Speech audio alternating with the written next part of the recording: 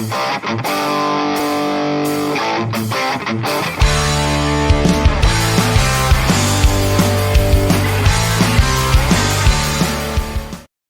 is time for Talking Back with Matt this time, not with Leslie. We'll have her back on Thursday. I don't have an intro for me, so I have to use the Leslie intro that you guys know and love. But yeah, I'm subbing in. We'll just say this. I'm subbing in for Leslie. She'll be back next show on Thursday. Let's get to some of your guys' reactions to our conversation today. We had co-host Jay Scott on with us. We were talking about the Palestine film director being taken by the IDF, handcuffed all night. He was returned to his family. We were having a discussion about the CDC director that was nominated, a total mRNA vax pusher that Trump just nominated. It seems like a big upset for the MAHA movement. We were also having a thoughtful discussion about the U.S.-Israel war machine. We like to call it the axis of evil. We were discussing that with none other than Ryan Christian, the last American vagabond, amongst other issues with Trump's failed policies and attack on free speech. Not to mention the full capture of the U.S. media, who refuses to report on the things that they should be upset at Trump at, and that is our war machine efforts, our illegal striking on Yemen and every other country that Israel has been pushing war on, including Yemen, Palestine, Lebanon, Syria, and of course, antagonizing Iran for a World War III, which we are now on multiple levels, still on World War III. Oh, by the way, the Ukraine war isn't over yet either. We still have that. So that has not been put to rest. So with that said, I see we have some comments from you guys. Let's start from the top here. Make sure I get a shout out to everyone here. Oh, hello to Sherwood players saying hello, THL fam from Hollywood. Thank you. That's our production company group. We do appreciate the support from here, from the independent filmmakers here in Hollywood. Thank you for that. Sherwood players on the YouTube channel, our burner channel. We don't get much engagement on there because it is our burner channel, but hopefully we'll pick up some steam before they cancel that channel, since they've already canceled our previous channel. Oh, look, Jungle Jare, love it. Homeless upside down. Yes, that's the upside down emoji. You could be homeless from wherever you are. We're homeless left. You guys could be from wherever. We don't care where you're from. Let's all be homeless together. That's a non-tribal approach to not just news, current events. It's not a tribal approach to life, really, and how we look at the world and how we behave, and our relationships are based on the way we behave and the way we look at things and look at the world. So there it is. Another follow-up from Jungle Jer. This is a complex subject that the media on the right have no idea how to cover. It's just far left, blah, blah. And I believe you are referring to the other topic we started the show with. That was the Bernie AOC fake tour, fight the oligarchy, total fake tour. The mainstream does not know how to cover it accurately. Well, they do. They're doing I will say, Jungle Jar, they're not getting it wrong accidentally. This is their job, is to promote the radical left inside the Democratic Party, to only have it crumble on itself at the end of the day, when they were all part of the same team from the beginning. It was all one big theater joke. Okay. Thank you for that, Jungle Jar. Oh, I know what this is. We played the clip of The View. Of course, The View gets it wrong. These guys are ridiculous. Thank you, Eva Burke. Not these ladies commenting on politics. Yeah, that's what they do. And their show will be canceled soon. Mark my words, their show will be canceled. So it's fun watching. I think we're going to miss them. I think we're going to miss The View ladies once they're gone, because it's so fun to make fun of them. And yes, of course, too far left. Yeah, what does that even mean? Too far left? There ain't nobody in political office that's too far left. They're too far woke. That's different. They're not too far left. We're homeless left, but we understand that all those values have gotten flushed down the drain. It's just been a gradual process, like slow cooking a frog. They didn't know they were in that pot the whole time, getting fried. So we're out of the pot. We're done getting burned. We're done getting burned by Bernie. Yeah, burn us once, shame on you. burn us twice. Well, we can't get burned again. Um, let's see what else. Oh, thank you guys. Thanks for the engagement. Jokers for you are in there. I'll probably throw up one of your comments here soon. Um, yes, Leslie, thank you. My God, and still people are downplaying that this happened. Yes, that's in regard to the director of the film, the best documentary film winner, who got attacked and then held captive by the IDF. The movie No Other Land. Yeah, nobody in Hollywood was talking about this at all. We're the only ones covering it. We, as in the independent media space, we're the only ones covering it. That's it. It's too bad, but he has been returned, and that is a great, great, great news. He's home with his family now. So that's great. Ed Rams, thanks for tuning in. There are many that have occurred since the beginning of time, just one documented in history books, and the the worst, the Holocaust. We have been fooled since we began talking. Yes, and you were meant the one of the Holocausts is what you meant. Just that's the follow up, and that's exactly what they packaged to us. Ed Rams, thank you for that. They packaged the Holocaust, and that's what Hollywood champions, and that's why they win all the awards every single year. That's it. That's how it goes. And movies about slavery also tend to get a lot of praise, a lot of a lot of awards and consideration for just the stories that we just haven't heard enough about. What about all the other Holocausts? What about those? Not really as important. Not the Holocaust, of course, of course. Um, Let's see what else we got here. Oh, Amy Pascal from Jokers for You. Amy Pascal, the Hollywood Zionist producer, fired by Sony in 2018 for her racist emails exposed, just got picked up to head the new Amazon James Bond. Of course she did. Wow. Snubbing Angelina Jolie. I did not hear about that. We got it. You know what? We might look into this one and cover it on Thursday in This Week in Hollywood. Great topic. Horrible news to hear, but we're not surprised. This sounds exactly like what Jeff Bezos and Amazon would do, and they are snubbing Angelina Jolie. And we could do a deep dive on Angelina Jolie, but one thing she is right about, she has been the only one outspoken celeb supporting Palestine. And Amy Pascal is apparently close with Trump. So there's a reason why when you're vocal, you get taught a lesson. Don't be vocal. Not allowed. Get in line. So yeah, that's why Angelina Jolie, I guess, is not part of this deal. But yeah, again, we'll look into this and cover it more on Thursday. Thanks for that, Jokers for You. Um, Yeah, I agree, Ed Rams. Jolie's always been a person for the people in developed countries, specifically women. Much respect to her, for sure. This is insane. Yeah, I definitely want to cover this, but thank you for this insight here, Jokers for You. She's a fugly person, and proof Bezos paid 1 billion to destroy. And yes, we know he's destroying the franchise. Of course he is. Latest blow to Hollywood studios. Yep. Thank you for all your comments, Jokers for You. Really appreciate it. I don't know if I can get to all of them here. Um, oh yeah, no, this is true. I'm guessing Bezos, like Musk, is following Trump's personal orders. Of course, I mean he did show up. You guys saw him. You saw the three billionaires lined up at Trump's inauguration. It was Bezos, Musk, of course, and Zuckerberg was there too, lining up, ready to follow instructions. Absolutely. Good guess on that one, Jokers for You. Um, Oh, this is funny. I gotta give one more shout out, Jokers, for you. Pfizer's launching a new vaccine that stops anti-Israel behaviors. That's funny. I like that. I can't wait to line up to get mine. I gotta really cut out this anti-Israel behavior. It's really taking a toll on my soul. I just need to get myself an Israel flag, and you know won't have to worry about censorship anymore. That would be fun. That would be awesome.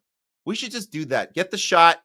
We should just get the shot, Jokers. I think we should get the shot so we can stop it with our pro-Palestine dialogue, No more censorship on YouTube. We can get in line for big pharma, and they'll probably boost our algorithm, and we'll get a lot more engagement. That'd be awesome, man.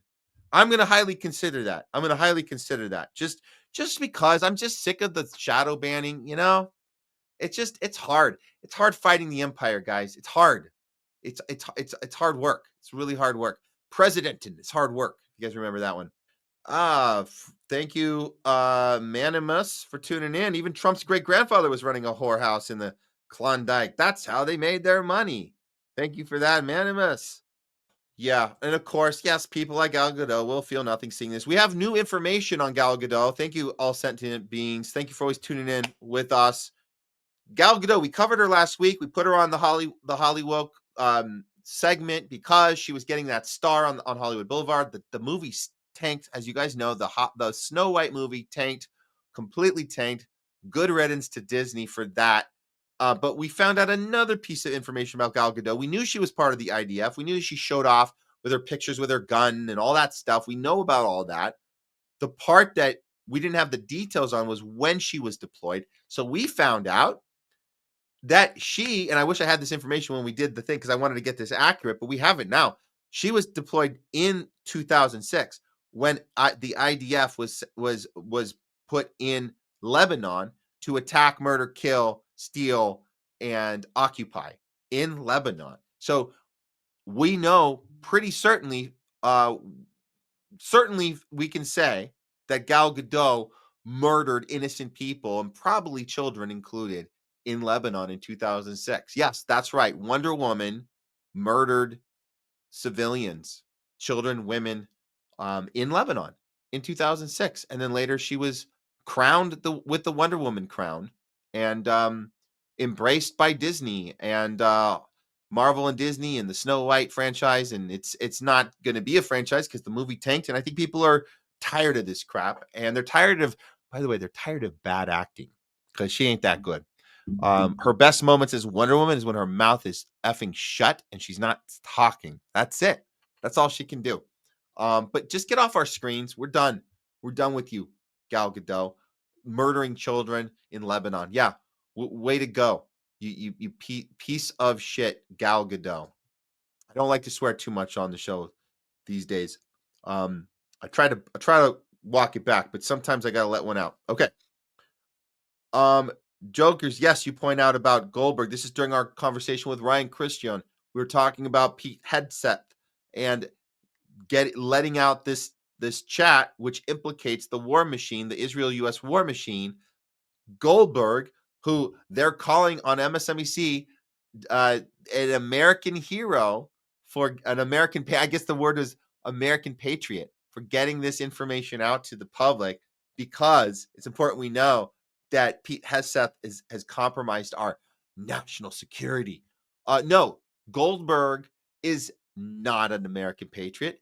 He's complicit, as Jokers for You points out, in the murders of the children in Yemen. Yes, he is. Yes, he is. He could have gotten this information out to us earlier before the Yemen strike. He chose to wait until after, and none of the mainstream media talking head pundits are going to bring this part up. And that's why we have to. So we let you know. That's how journalism works. Point this shit out. Thank you, Jokers. Couple more. Oh, yeah. Wish to go. We were talking about the two journalists killed. This is very emotional for us because we know how hard this job is. Now, we have never been in such a dangerous situation as Gaza. We don't mind being in a situation like Gaza, but we have been at these kind of dangerous protests where the Zionists attack us, where we're at these camps that the protesters UCLA put out. We were in Chicago on the streets with the protesters during the DNC as we were being surrounded by the police doing a perimeter around the protesters. Scary times for us, but nothing compares to what these journalists have been through. Nothing compares to what Dave had to experience just trying to do the job of telling us what's happening on the ground. And now two more are dead. Two more are dead. R.I.P. Bassam Shabbat and the 200 plus other Palestinian journalists killed by the Zionists in the past 18 months. We are heading on a year and I mean, we're basically at the year and a half mark. That's coming up. That's coming up in a couple weeks here. We're going to be at the year and a half mark. It's still going on. It's never stopping. I mean, it's going to stop when there's nobody left. But we're not going to stop being loud. We're not going to stop shouting out. We're not going to stop paying our respect to the most courageous people in the front of it, like these two journalists that were killed in the last 24 hours and the 200 plus other Palestinian journalists killed on purpose by the IDF. And the U.S. media, the Western media, protects them, doesn't report on it, but we will. Leslie points out she's sad, and I get you got to have empathy here. She's sad for the Snow White actress, the one that she's not the war criminal. Yeah, maybe people are angry at Disney for their wokeism too.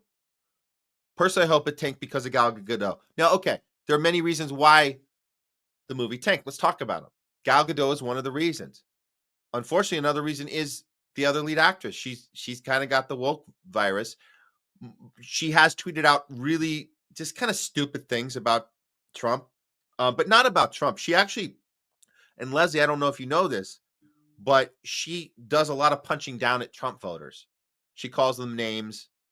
I don't think she's a bad person. I think she's captured like all these other people are captured. She hasn't murdered any Lebanese children like her co-star. That we know. That we can say 100%. She hasn't murdered any Lebanese children. Gal Gadot has. But the main reason that this movie tanked isn't really the two actresses.